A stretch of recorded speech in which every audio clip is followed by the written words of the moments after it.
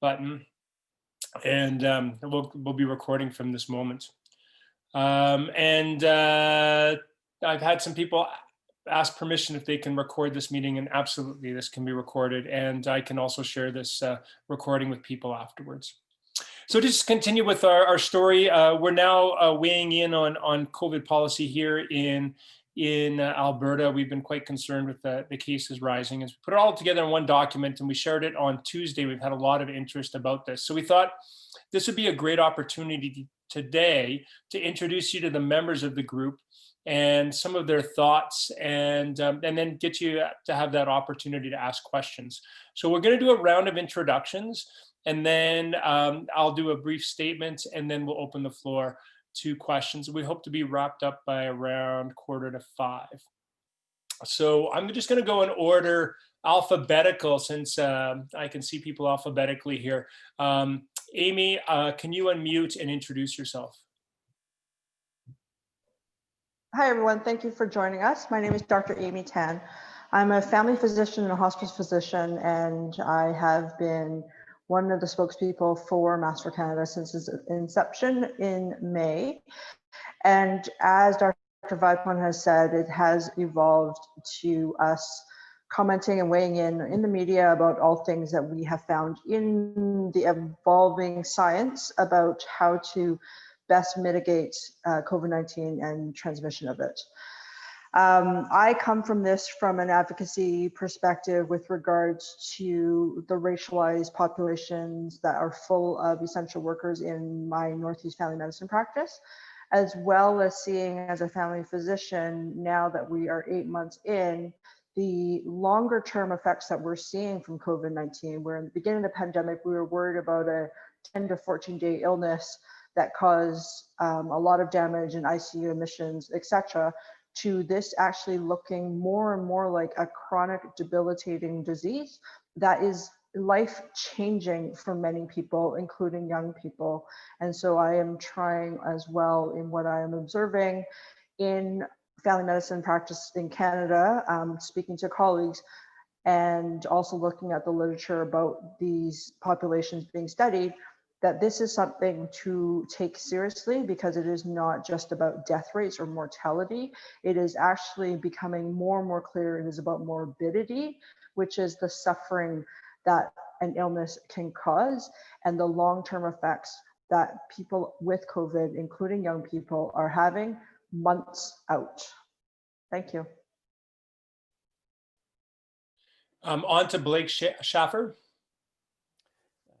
Thanks, Joe. So I am not a doctor in this group, or at least as my family likes to remind me, not the useful medical one.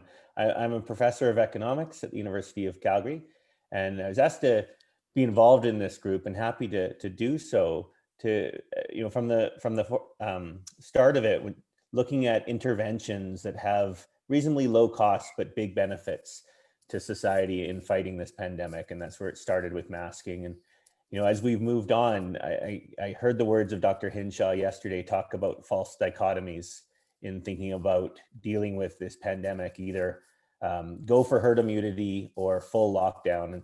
And she was rightly called this a false dichotomy. And I would say the economic implications similarly are often pitched in that vein, that either we have far-reaching lockdowns with severe economic impacts, or we don't have them and let the economy grow. And I'm part of this group to sort of remind others out there and look at work in terms of letting the pandemic expand at the rate we're seeing has far-reaching economic implications, not just in terms of the health impacts and the long-run morbidity impacts that Amy just spoke of, but the number of people required to be in isolation as the number of cases go up. That has economic impacts as well. Teachers that can't go to school, kids that can't go to school, parents without childcare that all of a sudden can't work. So I'm looking at this from an economic lens. Brian Singh. Thanks again, everybody, for showing up today. Brian Singh, most probably best known as a pollster, but also a data scientist and an economist, and also postgraduate work in biostatistics and demography. I have a personal interest in this, as I wanted to see I want to see the economy as open as possible, as well as protecting people along the way, but also looking at those interventions that we can invoke uh, behaviorally, that we could have people moving about as freely as possible while keeping infection rates low, but also look at some of the public policy implications that could actually be invoked to have government have things open as much as possible and continually experiment in ways that we are able to have greater freedoms through this pandemic. Christine Gibson. And there's whoever's on the phone, if you could mute your mic, please.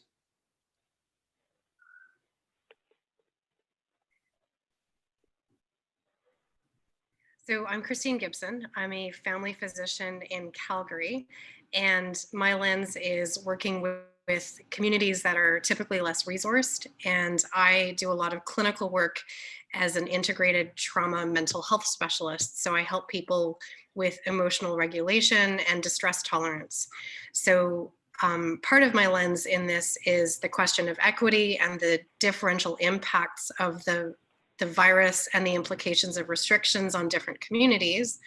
But part of my lens is just looking at this wave of mental health, both the anxiety of what does it feel like to wear a mask and who might be struggling with the physical act of doing so, who might be suffering with more social isolation when we do have to go into lockdown in community, who is not able to socialize with their neighbors or their coworkers with the existing restrictions, and just managing the manifestations from a mental health perspective. So I really like the way the other contributors have spoken to the way that we think there can be a balance achieved between keeping the community safe and looking at our collective well-being, as well as mitigating the effects on the individual in terms of their mental health, their isolation, and what we know to be the impacts of increasing restrictions. So part of the work of Masks for Canada is to make recommendations that are preventative and proactive so that we don't face these waves in terms of the full peak that they could hit, both from a physical disease perspective and then the psychological and social manifestations that also follow. So we're looking to be as preventative as possible. Connor Ruzicki. Yeah, hi all. So my name is Connor Rizicki. I am a PhD candidate in mechanical engineering at the University of Alberta. All of my research prior to COVID focused on inhaled pharmaceutical aerosols. And with regards to the COVID situation, something that I'm very interested in is trying to communicate to the public about how exactly this disease is transmitted from person to person. I think there has been a lot of confusion over this topic, especially when we're hearing terms like airborne. Furthermore, other organizations across the world, like the World Health Organization and the CDC, have explicitly acknowledged that there's potential for airborne transmission occurring with the disease. Health Canada has yet to make that a determination.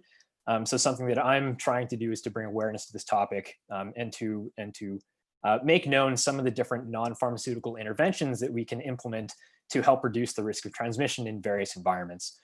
Also, part of this is letting the public know sort of what are the environments that are the most risky to be in and empowering them to make the decisions that they need to. Dan First.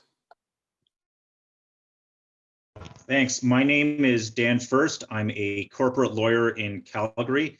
I first became involved with Masks for Canada in April because of some discussions I had with relatives overseas in jurisdictions that had implemented mask mandates and the success that they had been having.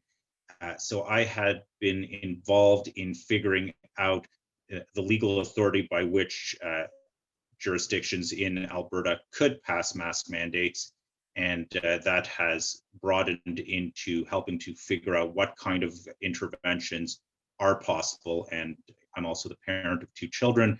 I'm very interested in engaged in making sure that we come out of this with a better world for them, and that we can mitigate and reduce the harm, both economically and from a mental and physical health point of view, to all of my fellow Albertans.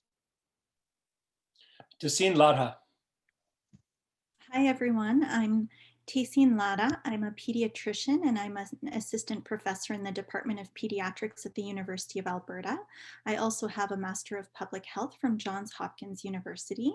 And it's really hard to go last because most of my colleagues here have said most of what I was going to say, which is great because it shows that we're all on the same page. Initially, I got involved in publicly speaking out about safe COVID policy during school reentry. So I was involved in proposing recommendations for safer school reentry for our children and advocating for that. And this has transitioned into general advocacy for safe COVID policy.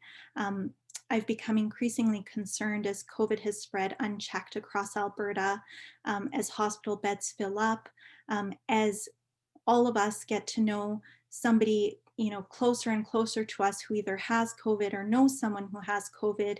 And we realize that we really are all impacted by this. This isn't just a disease that's impacting our elderly, but it's impacting all of us. And this is how my involvement came about with Masks for Canada.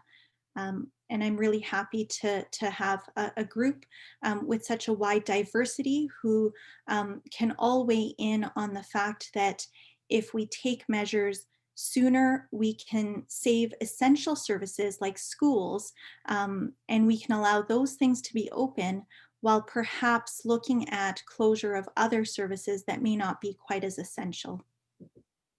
So that's the crew, that's the gang. I just want to echo what everybody said, and I think one of the things that's most important to emphasize, and has been touched on by a bunch of different people, is that really when you look around the world, there's generally very few successful stories on mitigating COVID. They're predominantly in Asia, and increasingly we're seeing this in Oceania as well, with the recent Melbourne and Victoria State successes in Australia, and of course New Zealand, who's famous around the world. So I think we need to learn from these places. It's not, in this kind of situation, it's not enough to just learn from what's happening in our own backyard. We need to be looking around the world for stories and lessons. So we created this document. I'm going to try and share it on my screen. I don't know if it'll be successful. This works. So this is the document.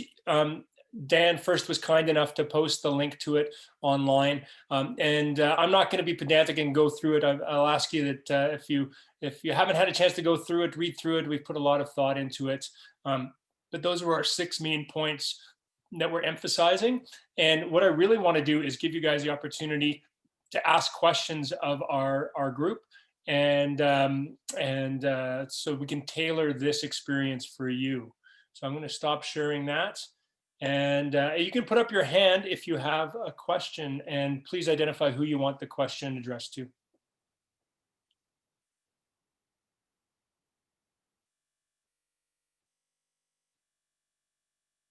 And don't all put up your hands at once.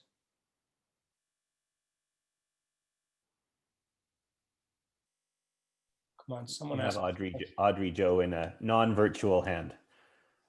Oh.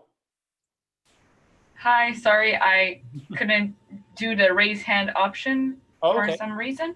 Could you explain, because I know you speak French, Dr. Vipon, in English and in French, what are the key measures that you would like to see the Alberta government put in place concerning COVID-19? You published a list of recommendations. Could you go through that in French and English? C'est très long, mais je peux essayer. La chose qui est numéro 1 sur la liste, c'est qu'on veut que le gouvernement anticipe les problèmes au lieu d'être réactif. Alors maintenant, on voit que les numéros, ça monte très vite. C'est à ce moment qu'on devrait avoir les mesures, les restrictions, pas après que ça devient trop pire que on est vraiment pour eux. Alors ça, c'est numéro un. On veut que les policiers sont autour de la province. Et pour les masques, si on regarde seulement ça, maintenant, c'est seulement en quelques villes où il y a les masques qui sont en loi. Et on veut que c'est partout parce que les gens de Vegreville et de Cold Lake doivent avoir la sécurité même que les gens dans les grandes villes comme Calgary et Edmonton. Aussi, on voit que dans les lieux d'emploi, maintenant, c'est seulement un avis de porter les masques. On veut que c'est une loi partout aussi. Parce qu'on sait que maintenant, il y a 18 outbreaks en ces lieux d'emploi. On veut plus de transparence. On veut voir le rapport qui a été fait pour les outbreaks dans les hôpitaux parce qu'on veut savoir, comme nous qui sont les médecins, les infirmières, que nous sommes en sécurité avec les policiers qui sont en place à ce moment. On veut équité, on sait que les gens qui sont plus pauvres, les gens qui n'ont pas les maisons, les prisonniers sont vraiment en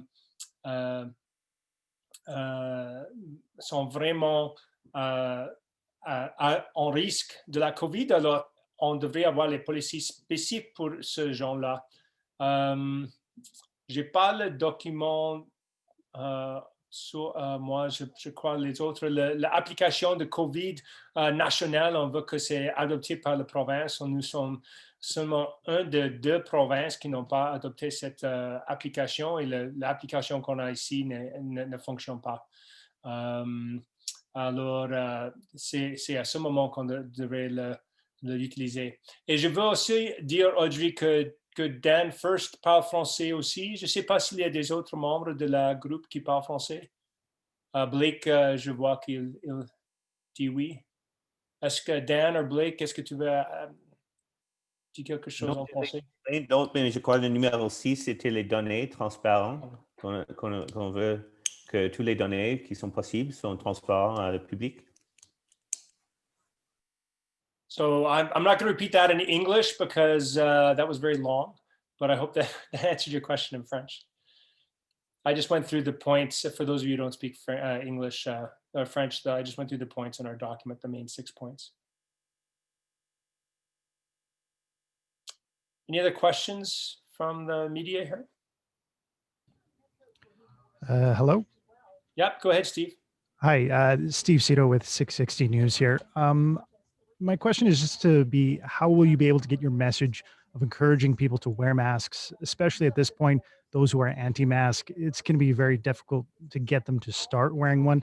I guess what's your plan of getting that message across and getting people to wear one? Well, if you look in Calgary, our adoption rate went from 25% pre-mandate to 90% plus post-mandate. So I think the most important thing is to note is that voluntary measures don't work. I've heard a lot of words about the government trying to encourage people to adopt measures voluntarily, and quite frankly, it just doesn't work. So we need to have mask mandates in place. The simplest way of doing that is to just have a provincial mask mandate. You look around the world, there's plenty of examples of national mask mandates. This idea that we have to do it piecemeal everywhere, like Ontario and Alberta has done, is frankly quite sad. And just to add, I think the other approach is really, again, focusing on the scientific evidence, and when we speak to the public, appealing to the hard facts, and also trying to understand what their hesitations are in mask wearing. Reassurance that mask wearing does not decrease oxygen saturations or inhibit breathing, even for people with lung conditions. So approaching it in a really empathetic and compassionate manner, trying to acknowledge that there are differences in opinion, and also not always understanding of what can happen if we're not masking. So trying to get our message out to the community and really believing in Albertans that they do care about each other, that we do care about each other as a community, and we want to take care of each other. And this is how we have to do it. I'm just noticing that Brendan Miller is asking that we repeat the 6 points in English for the video and sound for their website. So if Joe, I don't know if you want to go through that for them. I sure wish I could pull up the document or had the foresight to have printed it off. Does somebody else want to do it who can actually look at their screen? Yeah, I've got it if you want. Sure, Dan, why don't you do that for us? Okay, so Hold on, the I'll play 6 your video so you look good, okay? Okay. So the 6 principles of the public health response that Masks for Canada is looking for is, 1, that we take a proactive response, that we anticipate problems and take measures in place before they become unmanageable, as opposed to a reactive response. Second, we are asking for an effective and consistent policy across Alberta, which is to say we want mask mandates that are presently in place in Calgary and Edmonton and some other municipalities to be made consistent and across the board across the province of Alberta. We are asking, thirdly, for an immediate adoption of the federal COVID app. Alberta is one of only 2 provinces that has not adopted it. We don't accept that there are any barriers in Alberta to it that didn't exist in Saskatchewan or Ontario or Quebec, that put it in place, and that it is putting Albertans at risk by not having access to this tool that is available to our Canadians in 8 provinces. We are asking that there be an acknowledgement that airborne transmission is an important factor in the transmission of COVID-19, and therefore that there are mitigations like improved ventilation that are required in order to address the risk of airborne transmission. 5th, we are asking for equitable policy that recognizes the disproportionate impact to at-risk communities, the BIPOC community, prisoners, the homeless, people with lower socioeconomic status, and as well equity for businesses that are going to be disproportionately affected by the kinds of measures that need to be in place, inherently high-risk venues like indoor dining and fitness centers. And finally, we are asking for transparency, that data be made available, that reports about outbreaks, root cause analysis, findings are made available as soon as possible, so that we can learn and have confidence in the data that's out there and take the steps that the data tells us to take. Thanks so much, Dan. That was great.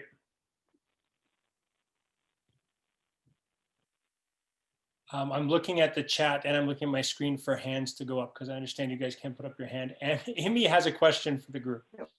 So I don't have a question. I wanted to add to the first question, or the second question we had with regards to how do we communicate with people who might not be as willing to wear a mask. And at the very beginning of our work in the spring, what we always had appealed to Canadians and Albertans about was that your mask protects me, my mask protects you. And that still holds true. And so similar to what Dr. Latta was saying, that, you know, we do care about each other, and this is about our collective looking out for each other. But what we're also finding is that there's emerging science that shows that people who even wear a non-medical reusable cloth mask, they might be protecting themselves to a certain extent to how much virus is actually being brought in potentially to them and them being exposed to, and actually could lead to less severe COVID-19 disease if they were to become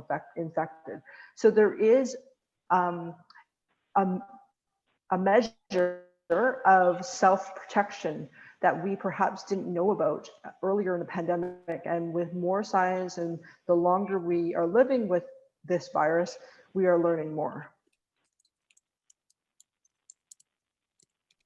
I might add one small thing just from a mental health perspective. A lot of people do say that it makes them anxious or claustrophobic. And so we have been providing some tools, including a video, and we have a number of psychiatrists within the Masks for Canada broader organization who are helping people understand how to mitigate the anxiety behind mask wearing. But what we are finding is that lots of people with anxiety are more anxious when they're out in public and somebody is unmasked. So as much as we're saying that we're not keen on giving people exemptions for so-called medical or psychiatric conditions, we do feel that most people should be able to wear a mask, and there's very few reasons to choose not to wear one. And our job as physicians is to help them figure that out. To add to that, taking a more macro perspective, what we're seeing are that communities with lower socioeconomic standing, as well as those of more visible minorities and the ethnocultural communities, they're disproportionately affected to a great extent in this with high incidences of infections. And that also needs to be addressed as part of this. And we understand that the city and the province and the feds have been investing money in communication efforts, but these do need to be extended. And we're also starting to see better data capture of including ethnicity in some of the data in some of the other provinces. So we'd like to be able to see that. We'd also like to, we also identified the contact tracing app that as the federal one as something that we'd like to have adopted here in Alberta. We're seeing a discussion in BC right now where they also want to adopt it as their standard as well. Currently, it's just under 5 million downloads, and we do feel that the province's stance on this in pursuing their own app was a very weak stance when we are pretty much looking at fighting this from a national perspective. Our borders are closed. And also, the more that we are able to keep contact tracing at a provincial and national level, it allows a greater freedom of movement for all of us.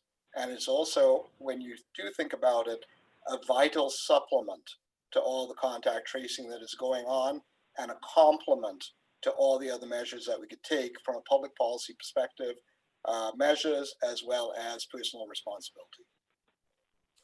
I see two questions from Lauren in the chat. I'm wondering if Amy wants to take it on. The two questions are, what are the proactive responses you'd like to see the government adopt in Albertans, and what's our number one message? Amy, do you want to take that on?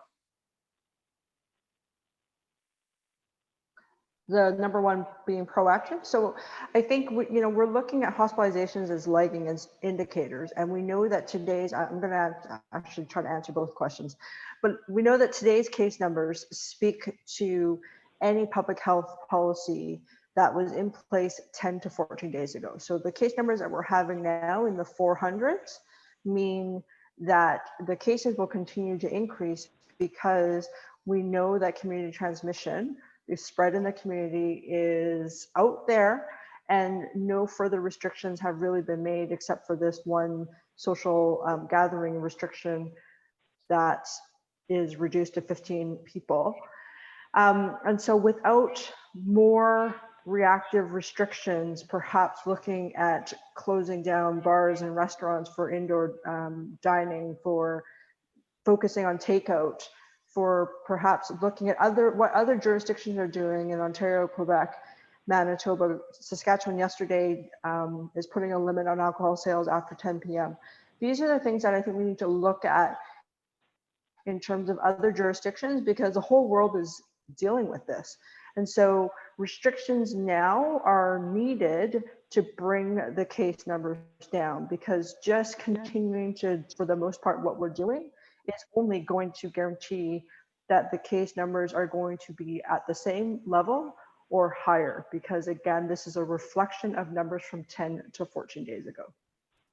I'll just speak a little bit to how things have evolved. We've gone from a week ago where the government, our premier specifically, has said that we can't enforce our way out of a pandemic, which I think was the biggest thing that precipitated our note, because in our view, there is no jurisdiction in the world that has successfully dealt with this pandemic with voluntary measures. And so it's really heartening to see some restrictions being put in place. There was, I think, for a while, a fear that would never happen.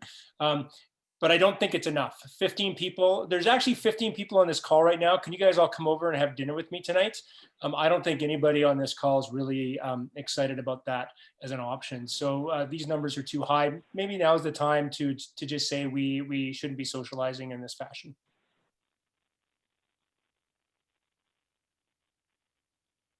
Is there any other phone questions out there? I'm gonna switch to my view to see if anybody's putting up their hand virtually. I don't see anything.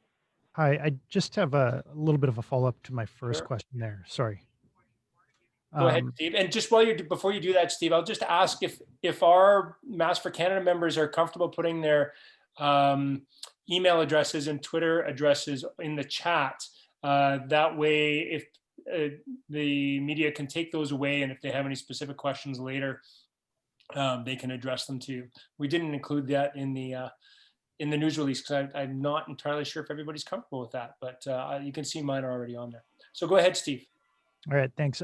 Just kind of a little bit of a follow-up to my first question about getting people to wear masks who are anti-mask. But what do you think it's going to take for the government to actually implement, a provincial mandate for masks? I mean, they've said on multiple occasions that it would be up to each municipality, but is it going to take a much larger spike in cases, more data? What do you think is going to take government to actually listen in and making masks mandated across the province?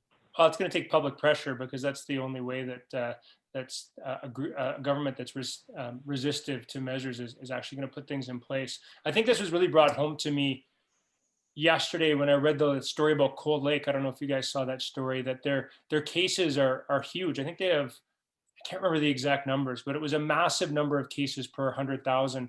And so they brought forward a mask mandate to city council, and it didn't pass. So I think that's an example of how citizens are being failed by their leaders, and we can't just rely on individual municipalities to put that in place. There's a question for Blake and for Brian from Lauren. How do our economists feel about closing bars and restaurants as a proactive measure? Hinshaw hasn't mentioned that this was included, but that's not where the outbreaks are. So I'll just preface their answer by saying that Hinshaw, Dr. Hinshaw, I want to be very careful to say Dr. Hinshaw because that's her title. So Dr. Hinshaw specifically said that the data she was using to make this decision was data from Alberta in the last 2 weeks. And I would suggest that what we really need to do is look at data from around the world over the course of the pandemic. And so even though we may have some data locally that suggests that that's not an issue, we know that that's not the case globally. So we need to be able to inform ourselves with that. We also know that about 40% of all cases in Alberta over the recent period were unidentified as their source of transmission. So if we don't know where those are coming from, it could theoretically all be from restaurants. We just don't know. And so let's apply the precautionary principle here. I'll go to Blake and then Brian. Sure. Yeah, no, Joe, those are great comments, because I wanted to say that the numbers that were used were local to here. They were in the past, and they didn't reflect the number of unknown transmissions, which could just as well be from there. It comes down to ultimately trying to lower the number of contacts we all make from day to day. And so, these restrictions aren't meant to be punishing. They're simply meant to find ways where we can reduce those contacts. From an economic perspective, of course, you're trying to do that in the most, the least impactful way if we can. So if you compare that to, say, schools are an area that you would want to prioritize keeping open, and enable parents to continue to work, enable kids to continue to get educated. So it is prudent to look at that in terms of the cost benefit of all of the different measures you can take.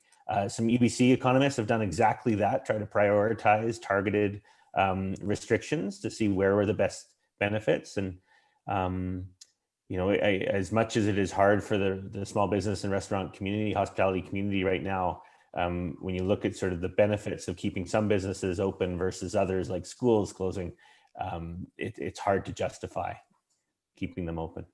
I think that Blake and I know each other from time that I've worked on the climate crisis, and not to bring in a whole other crisis into this one, but you always hear that there's a cost to doing something. There's a cost to closing down restaurants, but you always have to look at what the cost of not doing it is too, right? There's a cost on both ways. So yes, we have to look at the cost to society by these closures, but we also have to look at the cost to society by not doing these closures. Brian, I'll let you go before. That's why I said cost benefit. Yeah, I was just going to add to that. I'm sure that the government economists are all running benefit cost analysis to assess what measures are going to be having a net benefit at this time. I think that, if you just rewind things to the most stringent part of the quarantine that we experienced earlier this spring, it was like a grand reset to say this is going to be a starting point of when there's very little activity, and then they're just going to keep adding on and keep experimenting with each measure.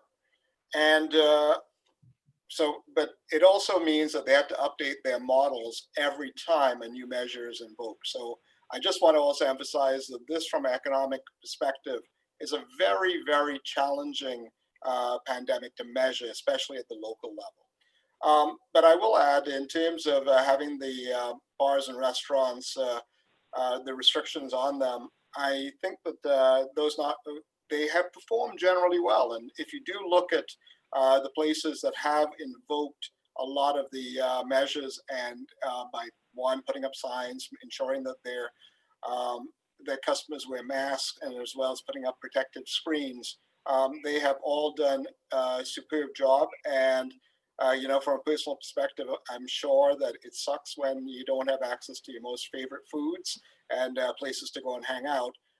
But in terms of what has been proven to be least problematic, bars and restaurants have not really proven to be that in Alberta.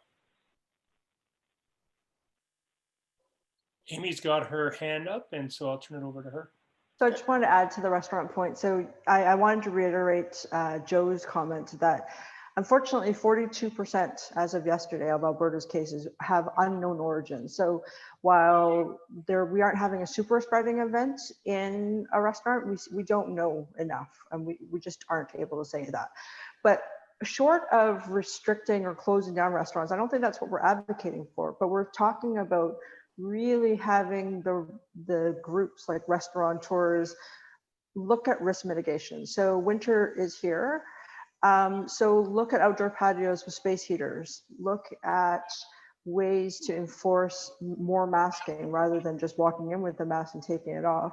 Because we know, and educating, that the inherent sharing a meal with people outside of your bubble, across the table where distancing is not possible because you do not sit 2 meters across the table from somebody, is in itself, especially indoors, is a high risk activity. So what do we do to mitigate those things?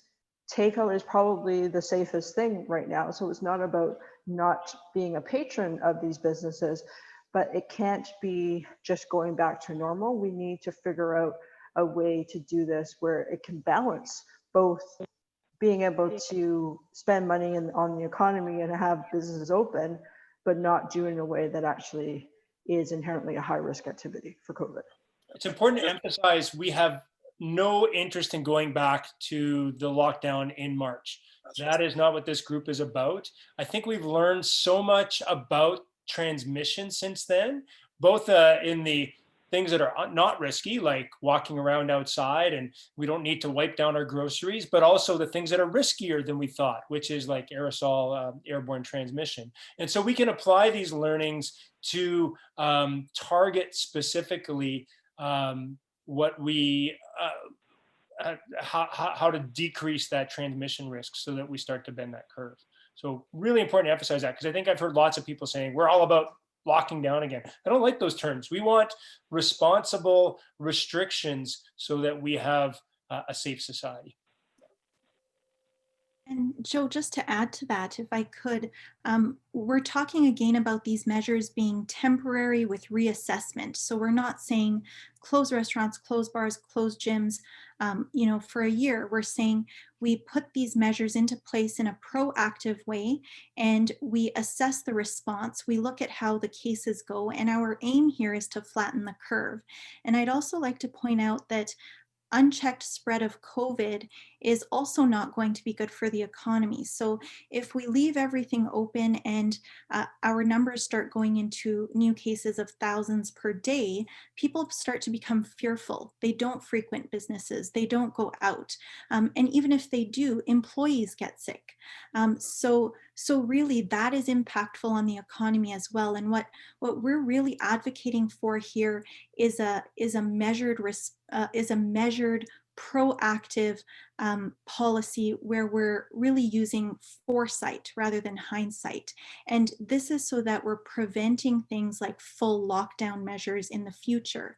If we can have more moderate measures right now, we can prevent getting to the place where our hospitals are over capacity and spread is rampant. And so I think this sort of measured way forward is the way that's more reasonable, both from a perspective of health and the economy. We're coming to the top of the hour. I see another question from Lauren. Well, let's make this our last question, and then I'm going to suggest to the media to get back to us whether this was useful. Is this something you want us to do regularly? We would consider doing this every week or every 2 weeks if you think this is something that this group can offer society, because we do want to be able to provide an alternate source of policy guidance than what's already out there. So the question is, can the physicians on the call take me through to their level of concern with the state we are at in the terms of COVID cases in Alberta? Christine, you haven't spoken for a while. Are you still on the line? She might not be here anymore. Okay, why don't we have Amy, why don't you respond to this one? So I'm very concerned. The numbers are higher than they were at the height of the lockdowns in the spring. And it's now been 8 months. So while the healthcare providers, we had a fight or flight kind of mentality in March and April, gearing up for this unprecedented situation, we're now 8 months in, and there's been a combination of hospital outbreaks. There's been stress within workforces of all healthcare providers, not just physicians. We're talking nurses, RTs, etc. And the group is tired. And on top of that, what's making it worse is actually there seems to be an overall less concern or more complacency about COVID that we didn't have in the spring. So it seems to be more of a double whammy that our numbers are high. They're higher than they have been. There was a recent call out from Emerge and ICU doctors in Edmonton saying that we are approaching a tipping point in our hospital utilization in Edmonton. Calgary is pretty much just behind because we're only about 10 days out in terms of our spike in cases. And so I would say my concern is high. The numbers that I looked at today, if you're not following Ryan Imgrad, who's a epidemiologist out of Ontario, I would highly recommend following him. He puts out a calculation of the RT and also the cases per 100,000 for the entire country. And so Alberta right now has the third highest cases per 100,000. Quebec and Manitoba are ahead of us. And we also have an RT that's above 1, which means we still have growing numbers. So those are the two numbers to follow as far as concern. And the problem with this is math. I should probably have the economists speak to this because they can speak to logarithmic growth probably better than I can. But once it gets away from you, it's really hard to rein back in once you start having doubling numbers. If our doubling time drops, it can get away from you very, very quickly. And when you're afraid, when you're just starting to get afraid is the time to act, not once you're petrified, which will be in a couple of weeks if we don't do anything. All right, I want to thank everybody for joining us on this. This is the first virtual news conference we've run. You can send us feedback to the email that you got the news release on. And we'll see about doing this again in 2 weeks if you think that this is useful. So thanks everybody for your time. Thank you. I just wanted to actually point out that Alberta has outrun Quebec for highest per capita cases as of yesterday. Oh, wow. So breaking news. So thank you, everyone. Thank you.